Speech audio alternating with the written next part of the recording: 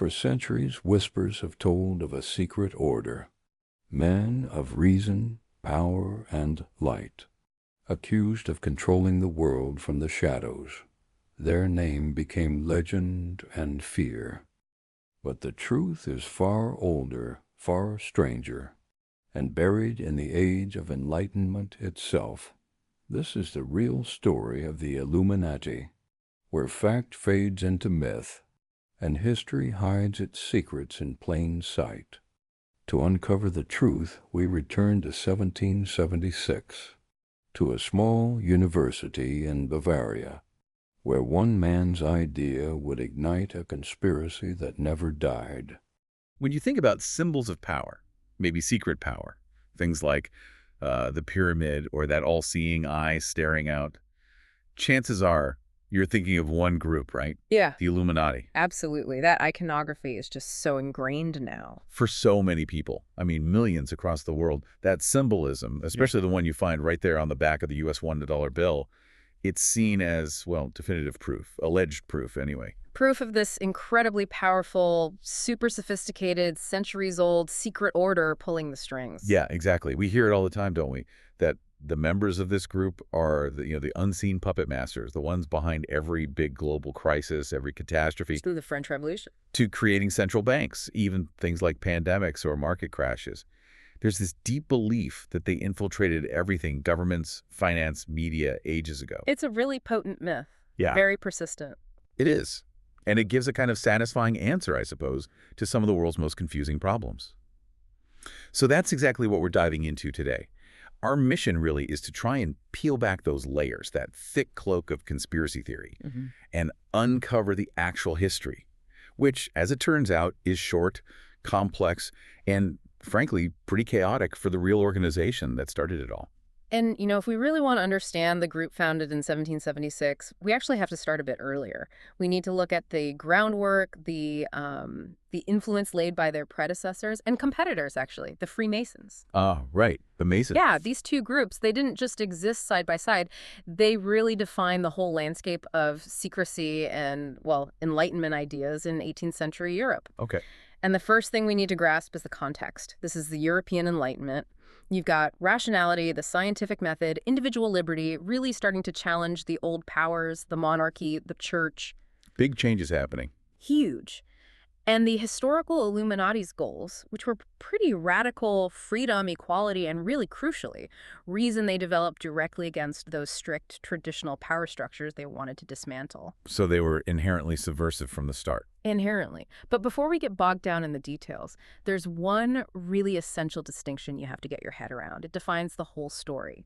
What's the difference between a truly secret society and a discrete society? Okay, interesting. Discrete versus secret. Right. A discrete society, like the Masons, well, everyone knows it exists. You know where the local lodge is.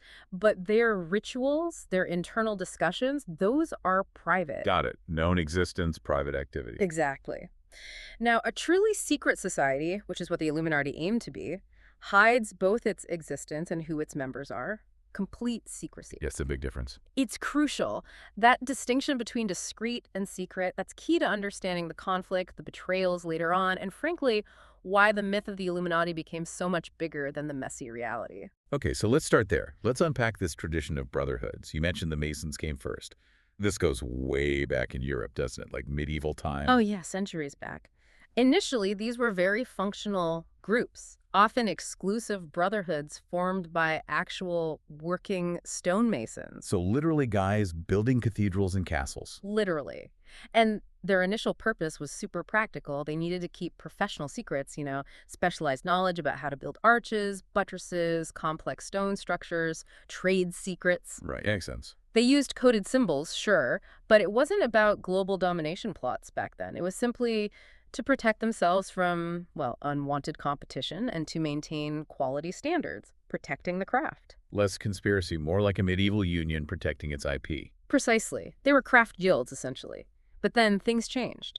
As the need for huge stone cathedrals started to wane, and importantly, as the Enlightenment really took hold, those guilds transformed. How so? By the early 18th century, they'd evolved into what we now think of as speculative or philosophical societies. They kept the old symbols, the compass, the square, the plumb line, but their focus shifted completely away from building things with stone. Towards building better people. Exactly, towards philosophical labor. This shift was really driven by that Enlightenment emphasis on rational self-improvement. Their core goal became educating their members into better human beings, in the spirit of the age. And they did this privately, within their local associations, the lodges. So it was kind of like a self-improvement club for influential men, discussing Locke and Montesquieu without the church or the king listening in. Pretty much. It was a space for intellectual exploration and moral development among men of a certain standing. And that core idea, that symbolism that captures the shift perfectly, is the concept of working on the rough stone. Der Austein. You hear that a lot with the Masons. It's the central metaphor. And it's beautifully architectural, isn't it? The rough stone that symbolizes the human being, raw, imperfect, needing refinement. Like a block fresh from the quarry. Exactly. Just like a medieval builder had to meticulously work, cut, and smooth that raw stone so it would fit perfectly into the wall of a tower or a cathedral, the individual has to be worked on, smoothed, polished, through education, through ritual, so they can fit harmoniously into a more rational, more enlightened society. That's a powerful image. It really resonated, and Freemasonry spread incredibly quickly because of it. By the mid-18th century, you had hundreds of lodges all across Europe, London, Paris, Vienna, everywhere. And they attracted some big names, right? Oh, absolutely. The intellectual and artistic heavyweights of the era. Mozart famously incorporated Masonic themes into his operas, Lessing, the writer, and later across the Atlantic, figures like George Washington, Benjamin Franklin. Their influence was undeniable, widespread. Okay, so summing up the Masons. Popular, influential, their existence is known even if their rituals are private. They're the established, sort of acceptable face of these 18th century discrete societies. They're the benchmark, yeah. They offered intellectual camaraderie, moral guidance, but, and this is key, they rarely pushed for overt, direct political change. And this is the crucial context for the Illuminati. Because thinkers like Weishaupt, who were truly radical, saw the Masons as maybe a bit too tame, too conservative, too focused on just personal morality instead of systemic reform of society itself. They weren't political enough for him. Exactly.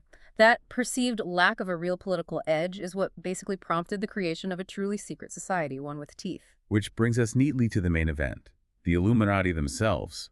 And the story starts not in some shadowy ancient vault, but actually at a university. 1776, University of Ingolstadt in Bavaria. Right. A very academic and actually quite restrictive intellectual battleground at the time. And the founder, Adam Weishaupt, he was young, wasn't he? A philosopher, a lawyer. Lawyer. Yeah, young, ambitious, professor of canon law. But he was teaching in this really religious, almost oppressively authoritarian atmosphere. It was dominated by former Jesuits, who weren't exactly fans of radical Enlightenment ideas. So he couldn't just teach what he wanted. Not openly, no. He was essentially censored. He was captivated by the Enlightenment, but he couldn't publicly teach the newest, most revolutionary ideas coming out of France and elsewhere. Freedom, equality, reason, secular education. Doing that would have ended his career, possibly worse. So he needed another way, a secret way. He needed a workaround. He was passionate about this idea of a society governed purely by reason, and he needed to cultivate the next generation of thinkers who believed in that.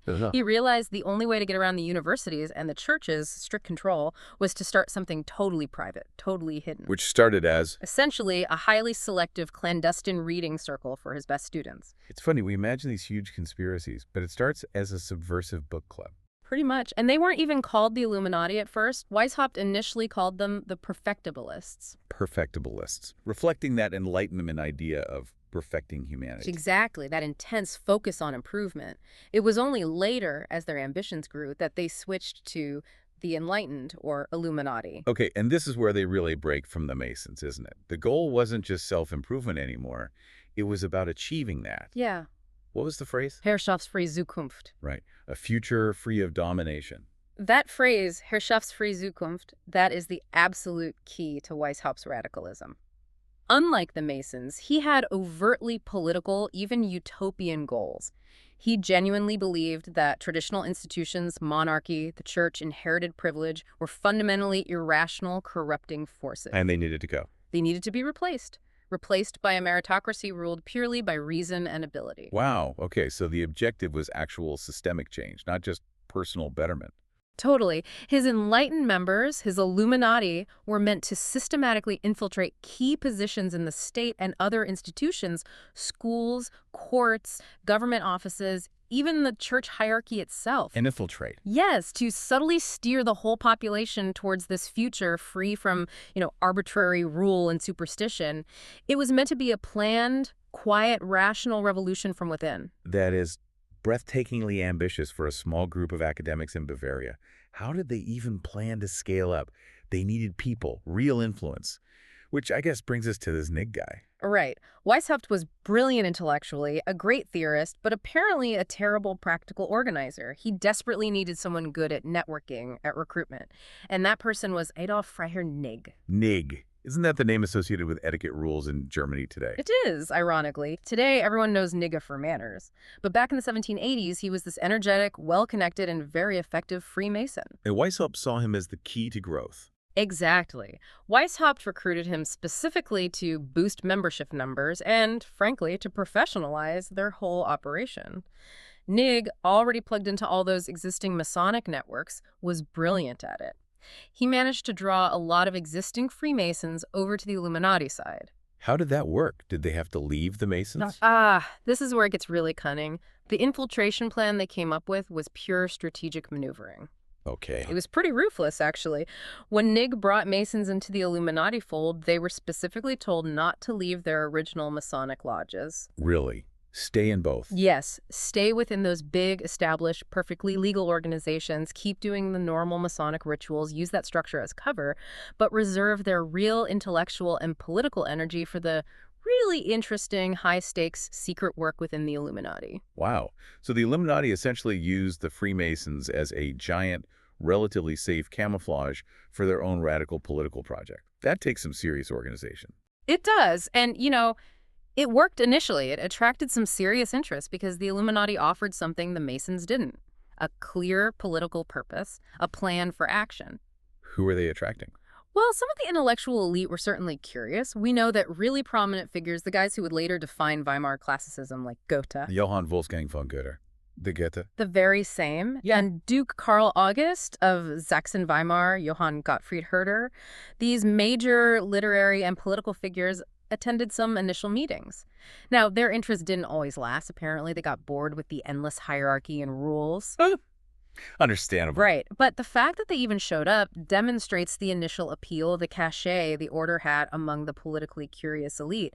They saw something potentially powerful there. Okay, so the group now has this clear political goal, a clever infiltration strategy, and it's attracting influential people. To manage all this secrecy and growth, they must have needed a tight structure. Which I guess brings us to part 3. The internal setup, the flaws, and this paradox of Weishaupt's own authoritarianism. Yeah, to keep things secure and manage the members, they definitely mirrored the Masons in adopting a really complex hierarchy. Lots of levels and ranks. Oh, yes. An incredibly elaborate system, usually described as having 12 distinct grades or levels. A member had to meticulously climb this ladder before they achieved true enlightenment, which meant full awareness of the group's ultimate radical political goals. And Weishaupt was at the top. Naturally. At the absolute pinnacle, managing the whole thing. And to protect themselves from the Bavarian state, they adopted some pretty serious operational security measures. Like what? Secret codes? Exactly. Sophisticated secret codes substituting letters with numbers, things that took real effort to decipher. They also assigned unique, coded cover names to cities and to themselves. Ingolstadt might be Athens. Weishaupt himself took the name Spartacus. Trying to be impenetrable. The intent was absolutely to create this perfect, unbreakable system for revolutionary secrecy. But, and there's always a but with grand plans. This is where the reality of just, human error and maybe bad management starts to undermine the whole thing. Oh, spectacularly. The paradox of their secrecy is almost funny in retrospect. We have documents showing that members constantly struggled with their own systems. Oh, so? Well, for one specific example, they frequently messed up dating their own secret documents, just got the dates wrong, causing internal chaos. Why? What was the problem? Because Weishaupt, in his infinite wisdom, had decided their official organizational year shouldn't start on January 1st like everyone else. No, it had to begin on the spring equinox, March 21st. Oh, for goodness. Right. So you can imagine some poor Illuminatus member trying to encrypt a sensitive document, probably late at night, and simply forgetting whether they were supposed to be writing year 5 or year 6, according to Weishaupt's special calendar. Absolute logistical nightmare. It sounds less like a finely tuned clandestine machine skewering world events and more like, well, like any organization struggling with a badly implemented new IT system. That's a pretty good analogy, actually. The bureaucracy of the secrecy became heavier than the secrecy itself. But much more seriously, the real cracks started appearing because of Weishaupt's leadership style. The authoritarian streak you mentioned. Exactly. Remember, this whole thing was founded on Enlightenment ideals. Freedom, reason, liberation from domination. Yet Weishaupt himself developed this, well, startlingly totalitarian tendency. How did that manifest itself? He seemed to have this overwhelming urge to control everything about his members, not just their actions within the order, but their lives, their thoughts. He took control tactics to an extreme. He didn't just want obedience. He seemed to want them to surrender their individuality to the cause, or rather, to him. Can you give an example that sounds completely contrary to the supposed ideals? It was a profound contradiction. For instance, he made members keep detailed personal diaries, not just recording their progress in the order, but detailing their innermost thoughts, their private struggles, their behavior outside the order. And crucially, he actively encouraged members to spy on each other, to watch their peers, even their neighbors if they were also members, and report any perceived failings or deviations directly back to him. That sounds chillingly familiar, like something out of the 20th century, not the 18th. It really does. When you read about that kind of systematic surveillance today, encouraging people to inform on friends and colleagues, it sounds much more like, say, the Stasi than an Enlightenment society aiming for rational governance. It created this atmosphere of paranoia and deep mutual distrust. I can imagine. That kind of internal spying must have eventually caused a total breakdown, especially among the senior members. It absolutely did. It caused huge irritation and growing skepticism. His higher-ranking leaders, the ones who really understood the original goals, started to openly criticize Weishaupt. They realized the man preaching the end of domination was practicing his own very intense form of it. They saw the whole project becoming unworkable under his obsessive need for control. And this led to the split with Nig, the master recruiter. Inevitably. That friction culminated in this irreconcilable rift between Weishaupt, the controlling theorist, and Nig, the practical man of action. Nig needed rapid expansion to make the infiltration strategy work. Weishaupt, obsessed with maintaining perfect control and purity, insisted on this glacial, meticulous vetting of every single potential new member. Oil and water. Completely incompatible visions for the Order's future. Nig eventually had enough and left, and he took significant credibility and probably members with him. So the internal structure is fractured, leadership is fighting. The external collapse feels almost inevitable at this point. And when it came, it was sudden and really dramatic, wasn't it? Part 4, the collapse and the birth of the myth. It was almost cinematic. The end came with this bizarre, almost fictional flourish in July 1785. Weishaupt was apparently walking with another member, an Ordensbruder, or Order Brother, in the city of Regensburg. A huge thunderstorm blew up. Don't tell me. Yep. A bolt of lightning struck, killing his companion instantly. Yeah. Just like that. A shocking, violent end for someone involved in what started as a philosophical reading group. Unbelievable. But the lightning strike itself wasn't the end of the order, was it? Yeah. It was what happened next. Exactly. The real kicker was the consequence. The local authorities investigating this strange death searched the body, and what did they find? The list. The list, meticulously sewn into the lining of the dead man's jacket, presumably for safekeeping, was a treasure trove. Papers, including a list of influential Illuminati members, possibly with coded names and details about the order. Oh my God. A physical list of conspirators delivered directly to the authorities by essentially an act of God. They didn't even need to investigate. Precisely. The Bavarian authorities suddenly had the concrete proof they needed to confirm their suspicions about this subversive group. They acted immediately and banned the order outright. And Weishaupt? Weishaupt fled Bavaria. He managed to find refuge with another aristocratic member, the Duke of Gotha, who protected him. But the organization itself, deprived of its leader, its structure compromised, its key members exposed or scattered, it just fell apart. It just faded away. Completely. It quickly faded into total historical irrelevance. And the time frame here is really crucial to remember. Founded 1776, banned 1785. The actual historical Illuminati existed for just 11 years. 11 years. In real terms, they were little more than an ambitious, fascinating, but ultimately failed historical footnote. But that footnote somehow became this global phenomenon. Their obscurity was incredibly short-lived because just a few years later, the myth machine cranks into high gear. How did this small, flawed Bavarian group get transformed into this symbol of ultimate hidden power? It was basically a perfect storm of external political desperation meeting intellectual convenience. The French Revolution kicks off just a few years later, 1789, and it shakes the absolute foundations of Europe. Right. Kings deposed, centuries of tradition overturned. Exactly. For the conservative forces, the monarchists, the church, this kind of radical systemic upheaval, literally chopping off the head of a divinely appointed king, it was just incomprehensible. It couldn't possibly be the result of, bad harvests or political mismanagement or popular discontent. They needed a bigger explanation, a villain. They needed a simple, satisfying explanation for this terrifying chaos. They needed to believe it was orchestrated by something powerful, external, and deeply malicious. Enter the Illuminati, stage left. Pretty much. Enter Augustin Barruel.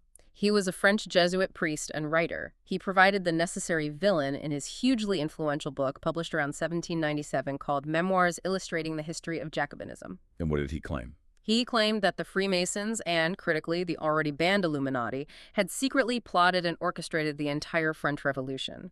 He didn't just paint them as political subversives, he branded the Illuminati as actual Satanists, dedicated to destroying all morality, religion, and authority. Wow, okay. So he connects the banned Bavarian group directly to the biggest political event of the century. And his logic, for the time, was powerful. Only diabolical, almost superhuman forces, he argued, could have possibly overthrown centuries of God-given monarchy. And since the Illuminati had already been conveniently shut down in Bavaria for being subversive, that lightning strike proving how dangerous they were, it was an easy, convenient, and very politically useful leap to blame them for this global revolutionary contagion. So the banned defunct group becomes the perfect scapegoat. It provided something absolutely vital for people terrified by the revolution, a closed explanatory approach. It instantly created the basic template for the conspiracy theory we still see today, a hidden evil group successfully manipulating events to overthrow the established order. The weak, failed historical group became the traceable cause for the biggest political upheaval of the age. And once that myth took hold, the story evolved, didn't it? That the Illuminati didn't really disappear. They just relocated, maybe to America, orchestrated the American Revolution too, and left their symbols everywhere as proof. Precisely. Which brings us right to part 5, debunking the modern symbolic evidence.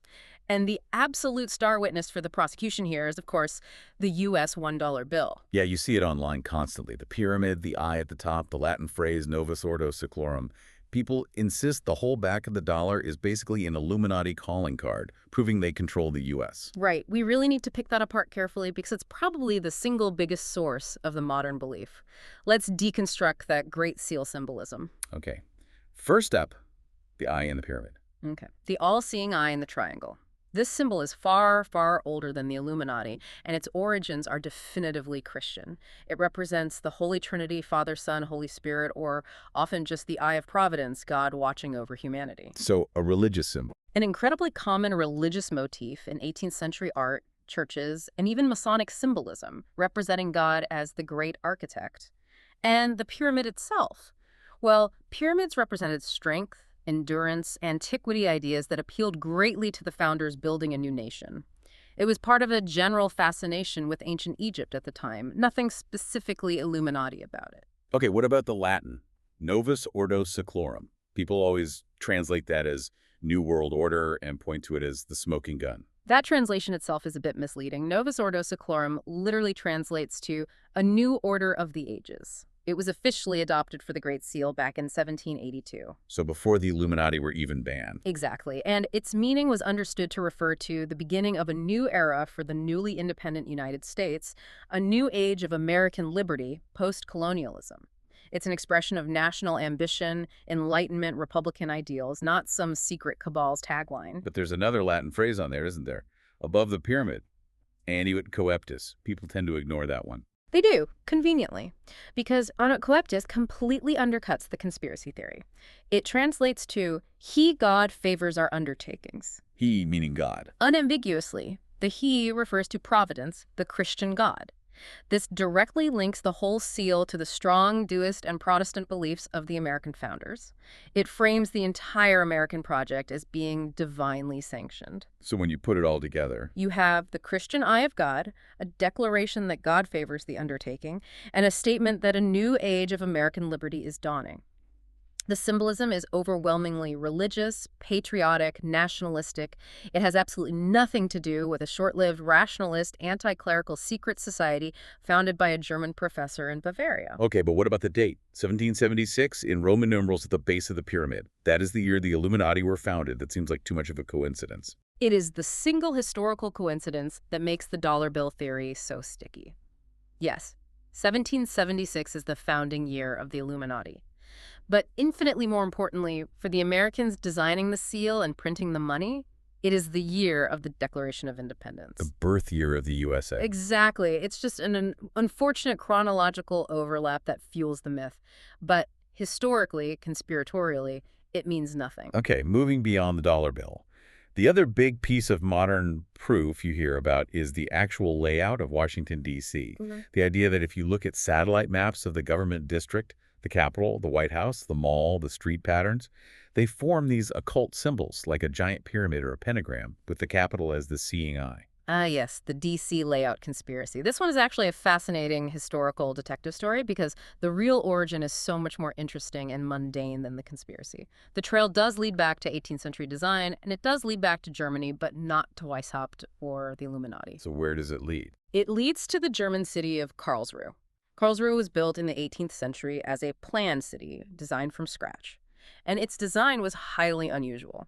It's a radial or fan shape. Radial? Yeah. The streets radiate outwards from a central point, which is the city's palace, the Schloss.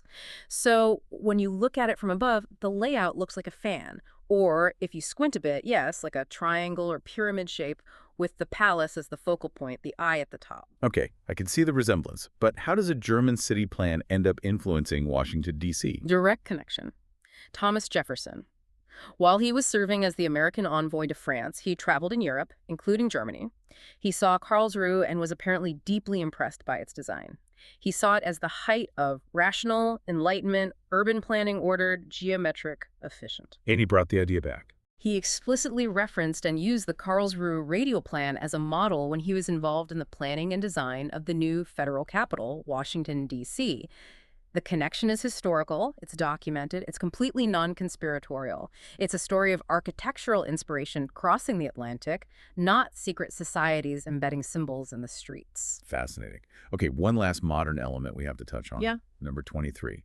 It pops up everywhere in modern Illuminati theories. You know, the digits of the Titanic sank add up to 23. The digits of 9/11 add up to 23, therefore Illuminati confirmed. Where on earth did 23 come from? Ah, the 23 enigma. This is a perfect example of how pop culture can just get absorbed into conspiracy lore and become treated as ancient fact. The number 23 has absolutely nothing to do with the historical Illuminati. Zero connection. So where did it come from? It originates entirely, 100%, from a work of fiction, specifically a cult science fiction trilogy from the early 1970s called Illuminatus by Robert Shea and Robert Anton Wilson. Illuminatus. I've heard of that. It's pretty weird, right? Oh, it's famously surreal and chaotic. It features, among other things, talking dolphins, Nazi zombies, resurrected Hessians, and yes, the Illuminati as major players. And the whole 23 enigma, this obsession with the number 23 appearing everywhere, was entirely invented by the authors for that book. It was a literary device, a running gag, part of the general weirdness. So it's literally from a sci-fi novel about talking dolphins and got stuck onto this 250-year-old conspiracy theory. Exactly. It shows how the myth is constantly evolving, constantly absorbing new bits of cultural flotsam and jetsam. It's a living, breathing thing, unfortunately. Okay, so let's try and pull this together. We have the historical Illuminati. They exist for just 11 years. They're banned after an accidental death exposes them. They're then wrongly blamed for the French Revolution by conservatives needing a scapegoat. Their most famous symbols are actually taken from unrelated American patriotic and Christian contexts. And their modern secret number comes from a satirical novel featuring Nazi zombies. Given all that, Uh-huh. why? Why does this myth still have such incredible power and appeal today? That's part 6, right? The enduring appeal. It really is the core question, isn't it? We have to acknowledge, I think, the role of the entertainment industry.